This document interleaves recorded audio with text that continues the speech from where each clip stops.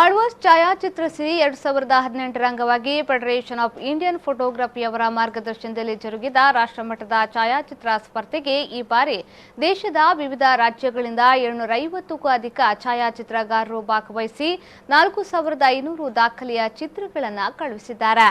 ವಿಜೇತರಿಗೆ ಬಹುಮಾನವನ್ನು ಕೂಡ ಘೋಷಣೆ ಮಾಡಲಾಗಿದೆ. Colourful India, rural life, wild life ಹಾಗೂ ಮೊನೋಕ್ರೋಮ್ ವಿಭಾಗಗಳಲ್ಲಿ ಪ್ರಥಮ, ದ್ವಿತೀಯ, ತೃತೀಯ ಹಾಗೂ 5 ಸರ್ಟಿಫಿಕೇಟ್ ಆಫ್ ಮೆರಿಟ್ ಪ್ರಶಸ್ತಿಯನ್ನ ನೀಡಲಾಗುವುದು. ನಗದು ಅನುಕ್ರಮವಾಗಿ 7,500, 5,000 ಹಾಗೂ 3,000 ರೂಪಾಯಿ ನಗದು ಪ್ರಶಸ್ತಿ ಪತ್ರವನ್ನ ನೀಡಲಾಗುವುದು.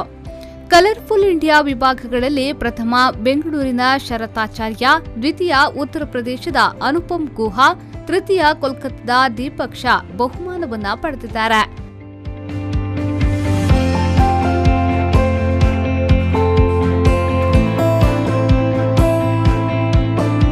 ರೂರಲ್ ಲೈಫ್ ವಿಭಾಗದಲ್ಲಿ ಪ್ರಥಮ ಕೋಲ್ಕತ್ತಾದ ಅನುಪಮ್ ರಾಯ್ ಚೌಧರಿ, ದ್ವಿತೀಯ ಮುಂಬಯಿಯ ದೀಪಕ್ ಬರಾಟಕ್ಕೆ, ತೃತೀಯ ಕಾಕಿನಾಡದ ತುಮಾಲಪಲ್ಲಿ ವೀರಭದ್ರ ರಾವ್ ಬಹುಮಾನವನ್ನ ಪಡೆದಿದ್ದಾರೆ.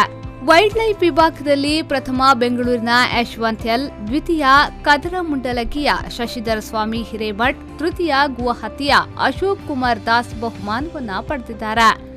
ಮೊನೋಕ್ರೋಮೋ ವಿಭಾಗದಲ್ಲಿ ಪ್ರಥಮ ಚಂಡೀಗಢದ ವಿನೋದ್ ಚೌಹಾಣ್, ದ್ವಿತೀಯ ಬೆಂಗಳೂರಿನ ಭರತ್ ನಾಯ್ಕ, ತೃತೀಯ ಕೋಲ್ಕತ್ತಾದ ಶಿಬಾಶಿಶ್ ಸಹ ಬಹುಮಾನವನ್ನ ಪಡೆದಿದ್ದಾರೆ.